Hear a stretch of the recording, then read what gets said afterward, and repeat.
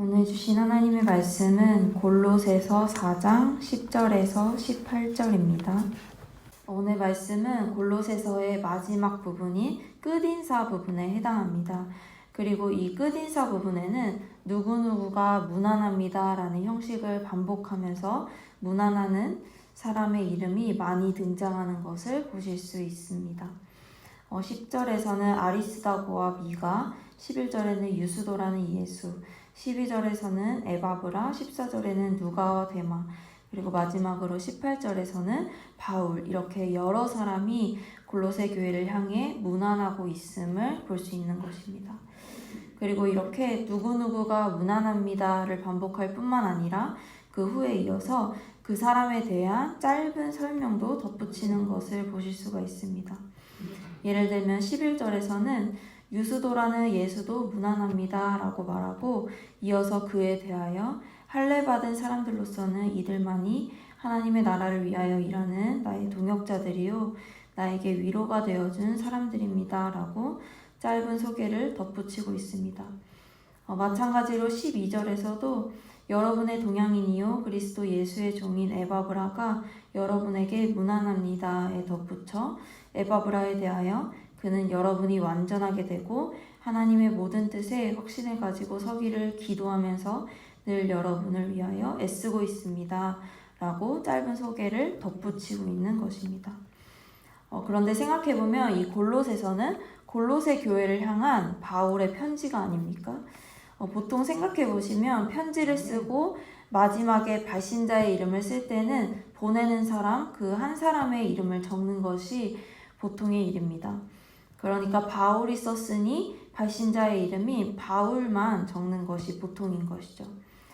하지만 앞서 말씀드렸듯이 바울은 자기의 이름만을 적는 것이 아니라 끝인사에 무난하는 모든 사람의 이름을 여러 명을 적고 있습니다. 그리고 그뿐만 아니라 그 사람들에 대한 소개를 위로가 되어준 사람이다, 또 여러분을 위하여 애써 기도하는 사람이다, 이렇게 소개를 덧붙이고까지 있습니다. 그렇다면 왜 바울은 이렇게 편지의 마지막 부분에 여러 문안인을 하나하나 다 밝히고 소개하고 있는 걸까요? 우리 함께 이 바울의 편지를 받은 골로새 교회 성도들의 마음을 한번 생각해 봅시다. 바울은 앞에서 골로새 교회를 향해 그리스도 안에서 행하라, 그리스도와 함께 새 사람을 입어라, 무슨 일을 하든지 주께 하듯 하라, 기도를 계속하고 깨어 있어라, 이러한 여러 가지 권면들을 했습니다. 그리고 이 바울의 편지를 받은 골로새 교회 성도들은 앞으로 이렇게 살아야겠다는 결단과 함께 어쩌면 어떻게 새롭게 살아갈 수 있을까? 어떻게 무슨 일을 하든지 주께 하듯 할 수 있을까? 하는 고민과 걱정도 있었을 수 있습니다. 우리가 이러한 편지를 받은 입장에서 생각해 보면 말이죠. 이렇게 권면대로 말씀에 따라 살아가고자 시작하는 골로새 교인들의 입장에서 오늘 본문에서 바울이 적은 것처럼 여러 명이 당신들을 위해 기도하고 애쓰고 있습니다, 여러 명이 우리를 위해 기도하고 애쓰고 있다는 이러한 사실을 알게 되었을 때 골로새 교회의 성도들은 어땠을까요? 힘이 되고 위로가 되지 않았을까요?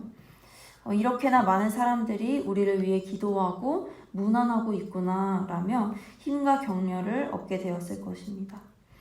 또한 바울의 마지막 말 18절에서 바울이 내가 갇혀있음을 기억하십시오 라고 말한 것을 통해서도 골로새 교회 성도들은 그래, 갇혀있는 바울도 이렇게 힘을 내 복음을 지키기 위해 애쓰고 또 우리를 열심히 돌보는데 우리도 그런 삶을 살아가야지 하며 더욱 힘을 얻었을 것입니다.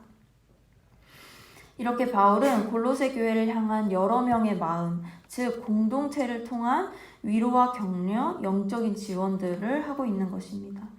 자신의 이렇게 사십시오, 이렇게 사십시오 라는 겉면에 우리가 함께하고 있습니다, 우리가 문안을 드립니다 라며 공동체를 통한 격려와 위로를 더한 것이죠. 이처럼 우리 또한 골로새 교회 성도들의 입장처럼 성경의 말씀에 따라 살아가려고 애쓰고 있는 그 과정 가운데 있습니다. 여러 권면들을 받으면서 우리 또한 그리스도인으로서 이렇게 살아가야겠구나 성찰하고 또 느끼고 배우면서 살아가고 있는 것이죠. 하지만 때로는 예수님을 닮아가는 길이 아득히 멀게 느껴질 때도 있고 어렵게 느껴질 때가 있기도 합니다. 그러면서 넘어지는 자신의 모습에 또 좌절과 죄책감을 느끼기도 하죠. 하지만 우리가 오늘 말씀을 통해 기억하고자 하는 것은 이렇게 성화의 삶을 살아가는 우리를 하나님께서는 혼자 두지 않으시고 이렇게 공동체를 통하여 서로에게 무난하며 위로하고 서로를 위해 기도하며 힘과 위로를 얻게 하신다는 것입니다. 즉 우리에게 주신 신앙 공동체, 교회를 통해 우리가 서로 격려하고 위로하고 배울 수 있도록 그렇게 포기하지 않고 아름답게 신앙을 지키며 예수님을 닮아갈 수 있도록 해주신 것입니다. 따라서 우리는 이 시간 하나님께서 우리에게 주신 이 함께, 이 교회를 통해 우리에게 주신 그 많은 유익들을 안타깝게 놓치고 있지는 않은지 한번 돌아봅시다. 그리고 이렇게 많은 이들이 서로를 무난하며 돌보아 함께 성장하는 이 골로새 교회의 모습처럼 우리도 서로가 서로에게 함께 있다는 위로가 되어주고 또 격려가 되어주고 또다시 힘을 내어 말씀을 지키고 예수 그리스도를 닮아가도록 독려하는 우리의 관계, 우리 교회가 되기를 간절히 소망하고 기도합니다. 우리 교회의 새로운 2022년의 주제 말씀이 바로 에베소서 2장 20절에서 22절인데요. 오늘 말씀과 비슷한 맥락에서 제가 마지막 절인 22절만 읽도록 하겠습니다. 그리스도 안에서 여러분도 함께 세워져서 하나님이 성령으로 거하실 처소가 됩니다. 오늘은 우리가 함께 세워지고 함께 지어져 가고 있다는 것에 초점을 맞추고자 합니다. 우리는 절대 혼자 완성될 수 없고 반드시 함께 지어져 가는, 완성되어져 가는 교회로 부름을 받았기 때문에 혼자서만 잘해보려고 하는 신앙이 아닌 서로가 서로를 위로하고 격려함으로 함께 성장하는, 함께 그 성화의 길을 걸어가는 그 유익을 기억하고 누리시기를 기도합니다. 오늘은 2021년의 마지막 날이죠. 내일이면 또 새로운 해가 밝아오는데 우리가 오늘 이 말씀에서 적용한 공동체의 유익을 통해 또 그리고 우리가 에베소서에서 함께 지어져가는 성전이라는 점을 통해 우리가 이 1년 동안 함께하며 서로의 위로와 기쁨이 되었던 그 한 해를 서로 감사함으로 정리하고 또 내년에는 더욱 서로를 통해 위로가 되고 기쁨이 되며 사랑하며 하나님의 마음을 알아가고 예수님을 닮아가는 고향제일 교회가 되기를 진심으로 바라고 기도합니다. 아멘.